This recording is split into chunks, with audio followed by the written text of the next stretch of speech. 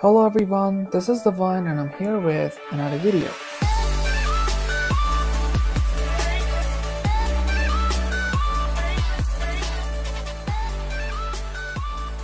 Alright, so on this video we're going to talk about how battles actually work in this game.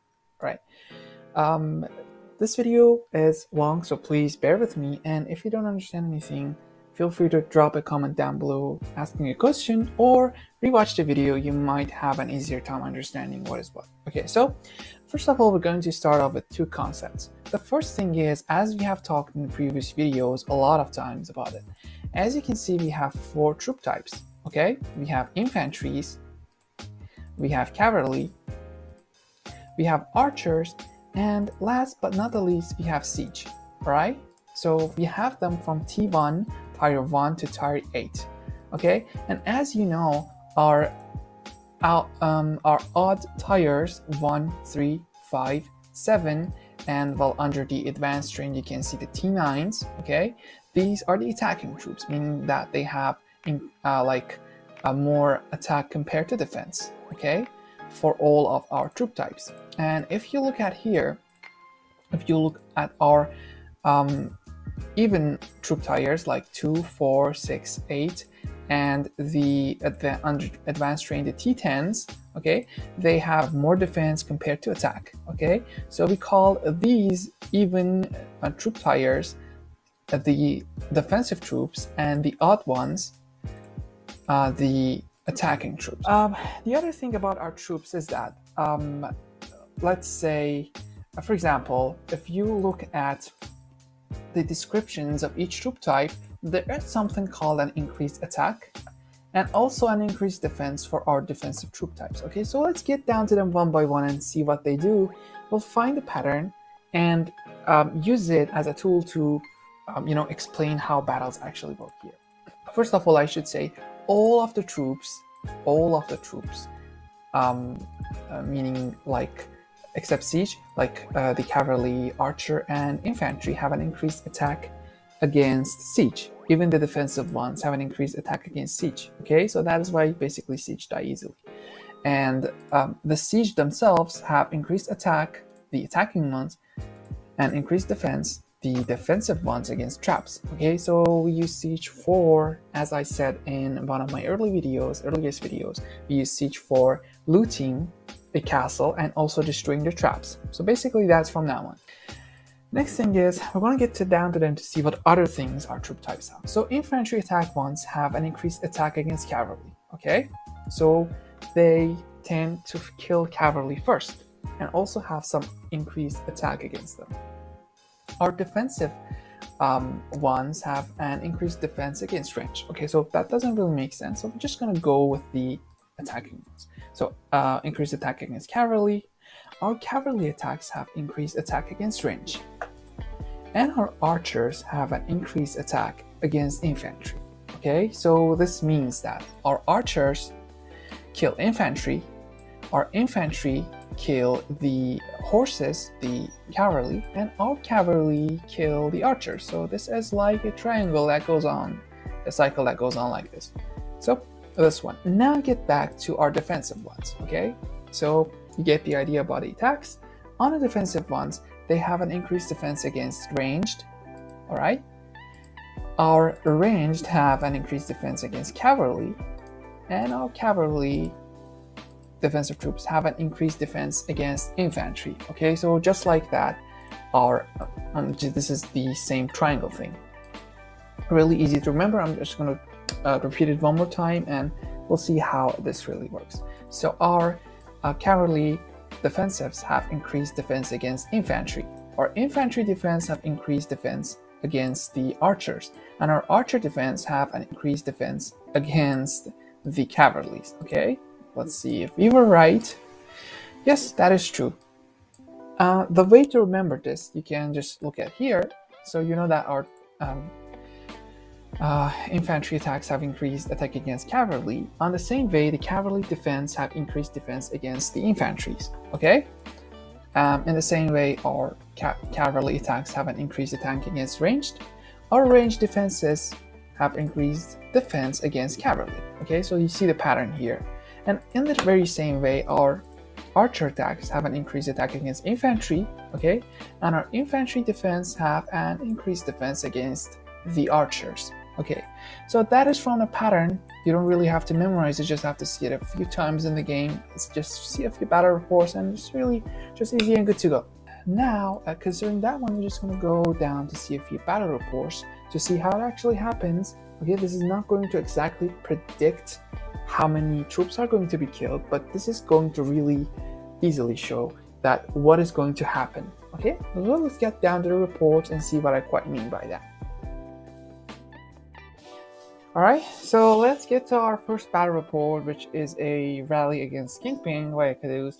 We're going to analyze what has exactly happened here. Okay, so as you can see in the result summary, they have rallied with 1.5 million troops, and well, they've lost against Kingpin, losing all their troops, but they have made it to wound and kill some of Kingpin's troops. Okay, what we're going to analyze here is what has exactly happened. All right, as you can see, Caduce and their teammates have sent an infantry-focused rally. Okay, so mostly infantry troops. Okay, and also as you can see, he's infantry-focused as well. Right, so let's get down to Kingpin's as well. Kingpin has, well, a bunch of all troop types, you can say, and their teammates have reinforced with archers. Right, and well, he has Kingpin was on his infantry focused gear, but also some nice archer attack. Okay, so let's get down to it. We said that infantries have an increased attack against cavalry, okay, and cavalry defense like infantry attacking troops. And in the same way, cavalry defense troops have an increased defense against infantries, all right? So this kind of makes cavalry the priority to defend against the infantry, and while infantries making it a priority to attack cavalry, all right? Exactly the same way, okay? I'm just going to explain how this happens. As you can see, down here, the T4s, okay, you can see that some T4s have been wounded and some killed. The T6 cavalries again, and T2 cavalries as well. All right, and well, let's see, any more cavalries? Yes, again, T8 cavalries, as you can see, some of them have been wounded. Okay, so no other casualties, no casualties to the reinforcing troops. Okay, no damage to the archers that the teammates have reinforced Kingpin with. Okay, well, as you can see, some of the traps have died as well. I'm going to talk about this later, but as you can see, all the damage have been absorbed, like taken, you can say, by the cavalry defensive troops, okay, just like the way we talked about. All right, so I'm just going to write it down here. So in an infantry-focused attack, as we know, they have an increased attack against cavalries, okay?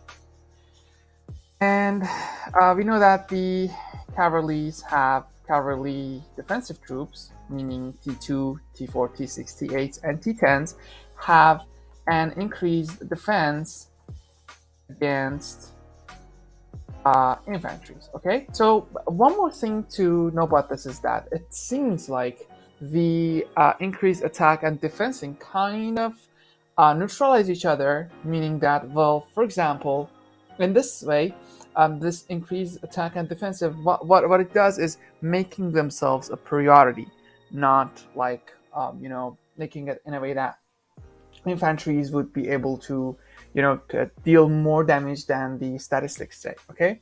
So let's get down to this one first. So how these priorities work is that, so infantry's first, like in an infantry-focused attack, the first thing that is going to die going to be cavalries, okay? Next up, when all the cavalries have died, first the offensive troops starting from T2, then going to T4, T6, T8, and then the offensive troops, like starting from T1, T3, T5, T7, and then T9s, it's going to move on to archers, okay? When the archers have been killed and wiped out, again, first the offensive, and then the defensive, first the defensive, and then the offensive troops is going to move on to siege troops, okay? And when the siege have been wiped out, it's going to go for the same troop type, okay? Same troop types will be the last standing, okay? Same troop type. This is if the attack is like merely of the like same type, okay, meaning that this infantry focused attack, as you can see, like literally like 99% of the troops that were sent were infantries, okay. And then when everything is done, when all the troops have been wiped out, it's going to get to the traps, okay. And as you can see, some of the traps have died here, okay. This might seem kind of odd, but the reason for this one could be the fact that they have sent some siege, which I don't have the full battle report here, but this could be because some siege were in the march, ending up killing some of the traps, okay. So that's from that one. You get the idea, I guess. This is just like how it works. I'm just going to show, say, another example, actually. For example, for the archer, say an archer focus attack, which we know archers have an increased attack against infantry, right?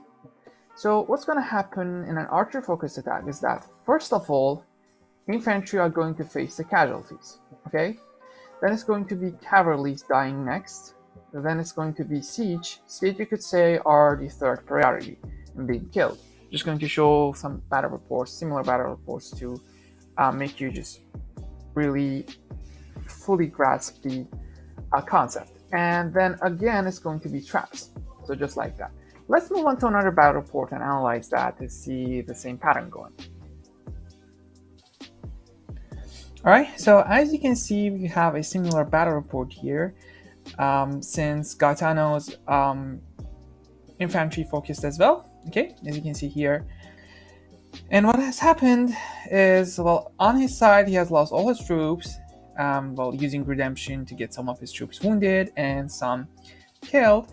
And out here on mine, we said that infantries start with defensive cavalry troops, okay, meaning that they start from T2, T4, get to T6. Okay, I didn't have any T2 and T4s, okay, but it started with T6s. As you can see, some of my T6s have been wounded.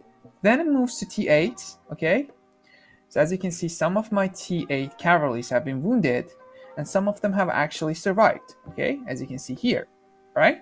So that's from now on, no other troop has been touched, not even a single one of them have faced casualties. And I had asked my teammates, unlike the report that you saw with Kickpins, I asked my teammates to reinforce me with infantry troops, okay, mostly T8. And as you can see, I have, well, higher, you could say, superior infantry stats, and well, my infantry stats is actually more than Gaetano's as well.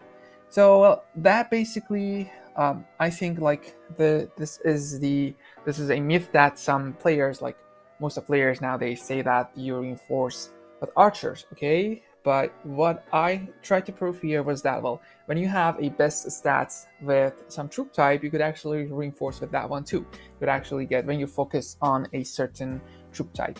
Okay, so yeah, that's from that one. As you saw, again, no other troop has been touched, and also my traps have survived as well, okay? Alright, so next up, let's get to our Barbarian camp reports and see what we have here next up. As you can see, I attacked this Barbarian camp with a full march of archers, okay, against archers. We know that the same troop types are basically neutral to each other. Look at the number of the troops that I have made it to kill. The numbers are 149,000 and 384, okay?